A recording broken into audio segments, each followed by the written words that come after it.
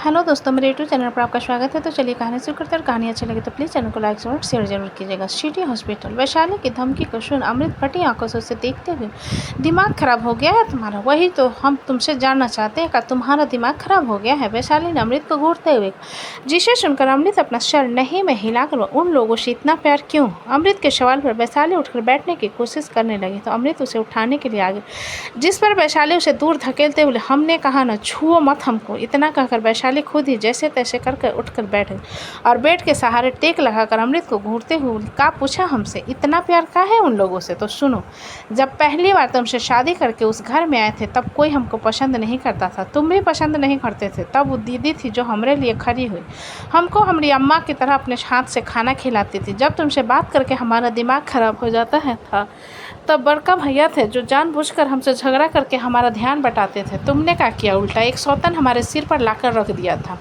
और पूछते हो कि इतना प्यार काहे करते हो उनसे? वैशाली के जवाब सुन अमृत उससे कुछ कहने लगा, जिसकी बात को बीच में काट वैशाली बोले, हमको तुम्हारा कोई बहाना नहीं सुनना। कल सुबह जब हमारी नींद खुले, बड़का भैया और दीदी हमको दिख जानी चाहिए, और अगर ऐसा नहीं हुआ तो हम अगली सुबह चले जाएंगे यहाँ से अपने दोनों बच्चियों को लेकर।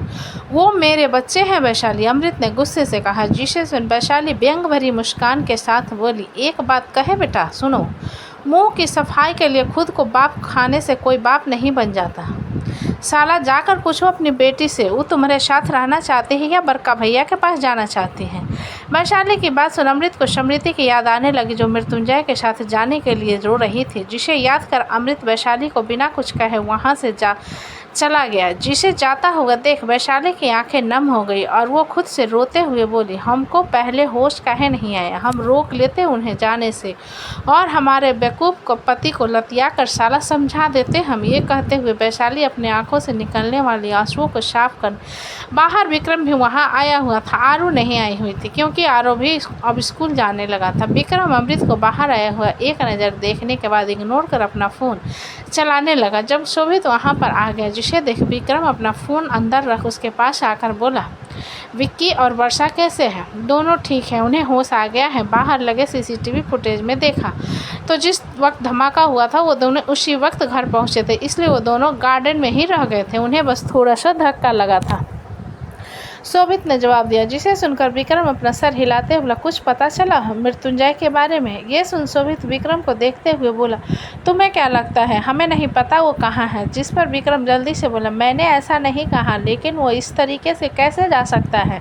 अपने परिवार और भाइयों के लिए जीने वाला आदमी। जिसकी बात को बीच में काट शोभित बोला, अब अपने खुद के परिवार के लिए जिएगा। दिक्कत तो मुझे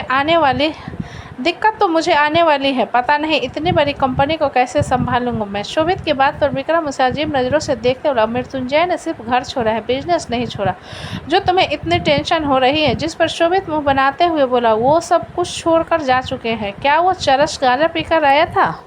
विक्रम ने हैरान होते हुए कहा। जिसे सुन शोभित उसे घूरते हुए बोला, वो ये सब नहीं पीते, वो सिर्फ सिगरेट पीते हैं, ठीक है? दोनों अभी सिर्फ बात ही कर रहे थे जब उन्हें विप्लो की चिल्लाने की आवाज़ सुनाई दी। वो किसी पर चिल्ला रहा था। जिसे सुनकर शोभित उसे तरफ जल्दी से गया और विक्रम जाने लगा। जब उसके फ़ोन पर नोटिफिकेशन ट्यून बजी, जिसे सुनकर विक्रम ने अपना फ़ोन निकाल कर देखा तो उसके फ़ोन पर मैसेज आया हुआ था। जिसे देखते हुए विक्रम ने मैसेज बॉक्स खोला और जैसे जैसे वो सब कुछ देखने लगा, उसके चेहरे के एक्सप्रेशन बदलने लगे। इधर शोभित जब वहाँ पहुँचा तो देखा विप्लो दामिनी पर चिल्ला रहा था। जिसे देख शोभित विप्लो के पास आकर उसे पकड़ते हुए बोला, वापी ये क्या बदतमीजी है? जिसे खुद से दूर करते हुए विप्लो नफरत भरी आंखों से दामिनी की तरफ इशारा करते हुए बोला, इन्होंने खुद की और अपने बच्चे की ज़िंदगी तो बर्बाद कर दी और अब मेरी ज़िंदगी बर्बाद करना चाहती है, मेरी बीवी को मुझसे दूर करना चाहती है। दामिनी विप्लो की बात पर सकपकाते हुए गुस्से से बोली, इस तरीके से चुप, बिल्कुल चुप रहिए आप, वरना छोटे बड़े का लिहाज भूल जाऊंगा मैं। इकलौती बुआ समझकर सारी गलतियों को माफ़ करते हुए हम अपना रहे हैं तो आप और सर पर चढ़कर नाच रही हो, विप्लो ने गुस्से में कहा। जिसे देखकर शोभित विप्लो को शांत करवाते हुए बोला, विप्लो चुप रहो, हुआ क्या है ये बताओ, इस तरीके से क्यों यहाँ पर क्लेश कर रहे हो तुम? जिस पर विप्लो अपना फ़ोन निकाल शोभित को दिखाते हुए बोला, सी। जिसे सुन शोभित एक नज़र विप्लो को देख फ़ोन को हाथ में लेकर देखने लगा और फोटोज़ को देखते हुए हैरान हो गया। ये भाव्या तेरे साथ क्या कर रही है? जिसके जवाब में विप्लो गुस्से से बोला, इस बारे में ये बताएगी ना, जिस मोमेंट पर हम 5 कदम की दूरी पर थे, इतने नज़दीक कैसे आ गए इस फोटोज़ में? विप्लो की बात पर शोभित फोन दामिनी को दिखाते हुए बोला, ये क्या है? और झूठ तो बिल्कुल मत बोलिएगा, क्योंकि विप्लो इस तरह का बकवास नहीं करता और ना इल्ज़ाम किसी के सर पर चढ़ा डालता है, इसलिए सच सच बताइए। शोभित की तेज आवाज़ को सुन दामिनी रोते हुए बोली, मेरे भैया और भाभी इस दुनिया में नहीं रहे, इसलिए मैं उन्हें अंतिम विदाई देने आई थी, और यहाँ पर तुम लोग उनके जाने के बाद मुझ पर इतना भद्दा आरोप लगा रहे हो। सही कहा है लोगों ने, माँ बाप और भैया भाभी के जाने के बाद कोई सगा नहीं होता। ये कहते हुए दामिनी मगरमच्छ के आंसू बहाने, जिसे देखकर विप्लो को और गुस्सा आया और वो दामिनी को फिर से सुनाने के लिए आगे बढ़ा, जिस पर पीछे से विक्रम जाकर विप्लो के कंधे पर हाथ रख उसे कहने से मना कर दिया, जिसे देखकर विप्लो गुस्से से दामिनी को घूरते हुए खड़ा रह गया, जिस पर विक्रम दामिनी के पास आकर बोला, मॉम रोना बंद कीजिए। विक्रम की आवाज़ सुन दामिनी रोते हुए उसकी तरफ देखकर बोली, विक्रम देखो ये लोग मुझ पर कैसा इल्ज़ाम, लेकिन आईपी एड्रेस में तो आपका नाम है और साथ में सिम कार्ड भी आप ही के नाम पर है, रजिस्टर है, तो आप ऐसा कैसे कह सकती हैं कि ये लोग आप पर झूठा आरोप लगा रहे हैं? विक्रम ने दामिनी की बात को बीच में काट कर कहा, जिसे सुन दामिनी हड़बड़ाते हुए बोली, विक्रम तुम्हें जिसकी बात को बीच में काट विक्रम फिर से बोला, कुछ लोग कभी नहीं सुधरते, कुछ अपनी आदत से, कुछ अपनी फितरत से, भले आदत बदल भी जाए लेकिन फितरत नहीं बदलती। विक्रम की बात सुनकर दामिनी घबरा गई तो विक्रम उसके सामने आते हुए बोला, आरू और डैड के कहने पर मैंने आपको दूसरा मौका दिया और आपने मेरे दिए मौके का क्या किया? मेरा सारा भरोसा फिर से तोड़ दिया। क्यों किया आपने ऐसा? विक्रम के सवालों के बाद पर दामिनी कुछ भी नहीं कह पाई और ना ही अब उसके आंसू निकल रहे थे, जिस कारण विक्रम विप्लो की तरफ देखते हुए शर्मिंदगी से बोला, मुझे माफ़ कर दो विप्लो।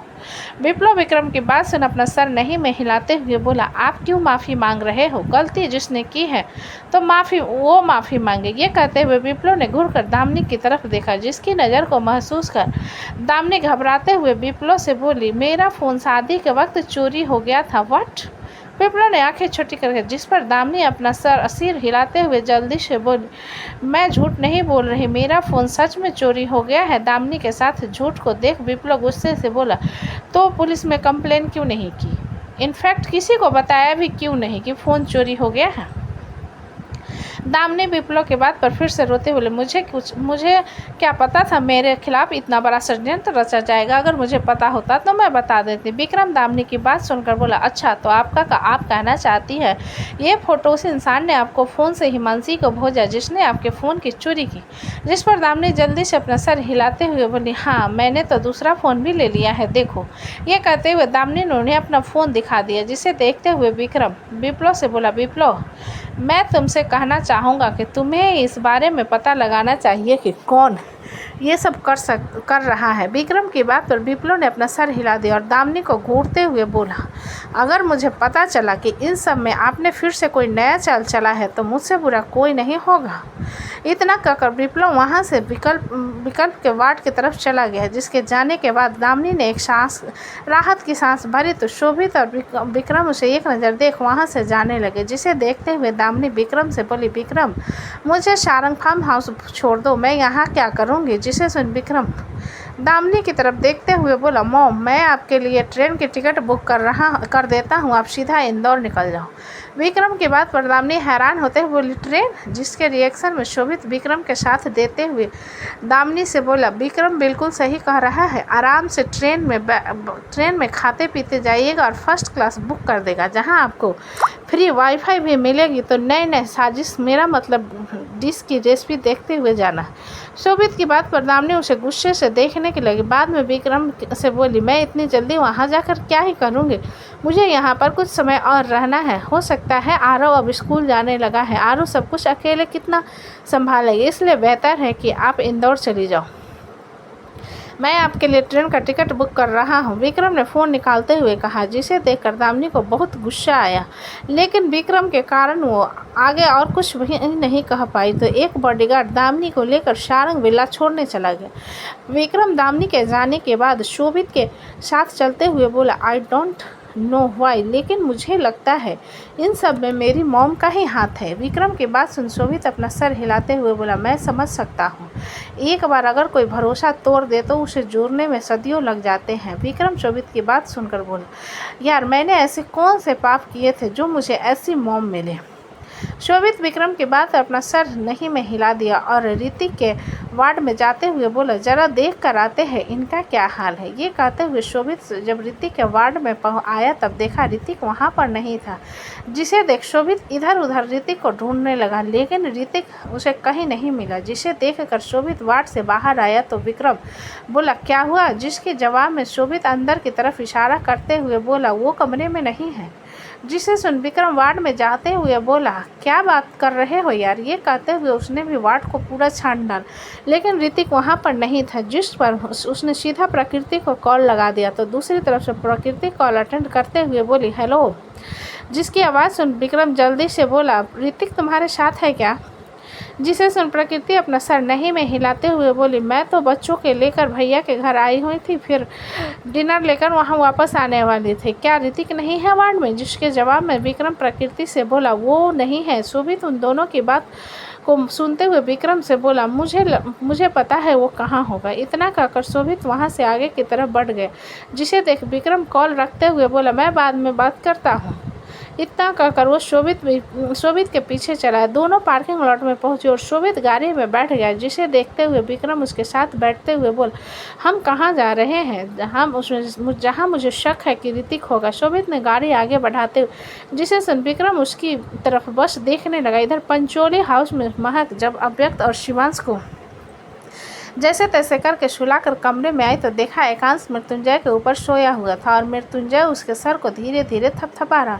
जिसे देखकर महक धीरे से दरवाजा अंदर से बंद कर मृत्युंजय के पास आ गई और एकांश को झांकते हुए मृत्युंजय से बोली, सो गया। जिसके जवाब में मृत्युंजय ने अपना सर हिला दिया तो महक एकांश को उसके ऊपर से उठाते हुए बोली, मैं इसे बिस्तर पर सुला रही हूँ। इतना कहकर महक ने एकांश को बीच में सुला दिया और उसके बगल में एक तकिया रख दिया। जिसे देख मृत्युंजय महक की तरफ देखने लगा तो महक एक नज़र मृत्युंजय को देखने के बाद बालकनी की तरफ चली गई। मृत्युंजय महक के इशारे को देखते हुए बिस्तर से उठकर तकिया एकांश के बगल में रख बालकनी में आ गया तो पाया महक कुर्सी पर बैठी हुई थी। जिसे देखते हुए मृत्युंजय महक के पास आकर बोला, तुम यहाँ क्यों आ गई, क्या तुम्हें नींद नहीं आ रही है। मृत्युंजय के सवाल पर महक उसकी तरफ देखते हुए बोली, पहले आप मेरे सवाल का जवाब दीजिए, फिर मैं आपके सवालों का जवाब दूंगी।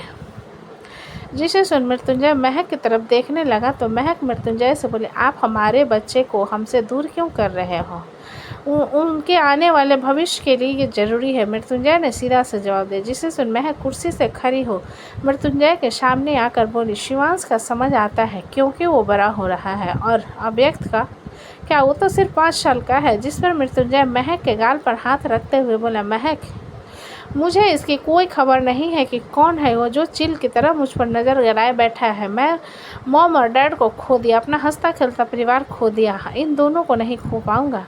महक मृत्युंजय के हाथ के ऊपर हाथ रखते हुए उसे नम आंखों से देखते हुए बोली, हम साथ मिलकर उन्हें प्रोटेक्ट करेंगे, लेकिन प्लीज़ इतना दूर मत भेजिए। आपको पता है डर से वो सो नहीं पा रहा था कि कहीं आप उसे ज़बरदस्ती ना भेज दो। प्लीज़ मृत्युंजय ऐसा मत कीजिए। मृत्युंजय महक की बात सुनकर बोला, मैं 2 साल बाद उसे वैसे भी भेजने वाला था शिवांश के साथ, लेकिन इन हालातों को देखते हुए मुझे यह फैसला जल्दी लेना पड़ा, इसलिए तुम रोना बंद करो। अंश है हमारे साथ। तो दोस्तों कहानी कैसी लगी मुझे कमेंट में लिखें। अच्छी लगी तो प्लीज़ चैनल को लाइक करें, सब्सक्राइब करें और ज़्यादा से ज़्यादा शेयर करें। कहानी को पूरा सुनने के लिए धन्यवाद।